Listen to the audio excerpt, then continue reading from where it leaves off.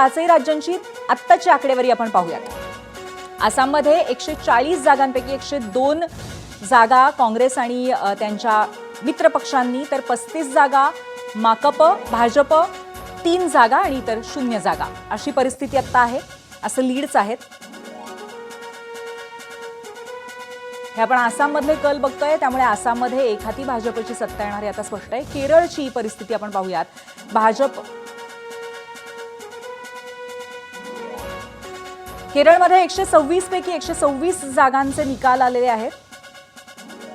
पश्चिम बंगालची आकडेवारी आपण बघूया। तृणमूल काँग्रेस आत्ताच आपण म्हटलं की 84 जागांवरती आघाडीवर आहे। भाजप 203, 200चा टप्पा भाजपने पार केलेला आहे आणि इतर पक्षांची परिस्थिती 6 अशी आहे। हे सध्याचे कौल आहेत, सध्याची आघाडी आहे। तामिळनाडूमध्ये 234 पैकी 234 मतदारसंघाची आघाडी आता स्पष्ट झाली आणि द्रमुक अधिक काँग्रेस यांची परिस्थिती 73, तर अण्णा द्रमुक अधिक भाजप 53 आणि टीव्हीके हा पक्ष मुसंडी मारत 108 जागांवरती पहिल्यांदाच आपल्या पहिल्याच परीक्षेमध्ये अत्यंत अप्रतिम असं यश गाठत 108 जागांवरती यशस्वी ठरलेला आहे। पुद्दुचेरीमध्ये 30 जागांचे कल समोर आलेले आहेत। भाजपला 17 जागा, काँग्रेसला 6 आणि टीव्हीकेला 0, इतर 7 अशी परिस्थिती आहे।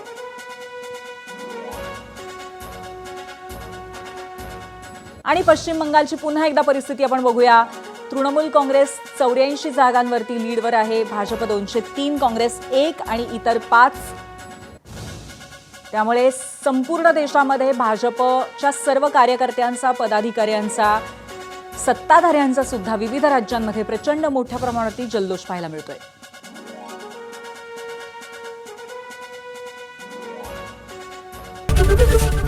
एबीपी माझा, उघडा डोळे बघा नीट।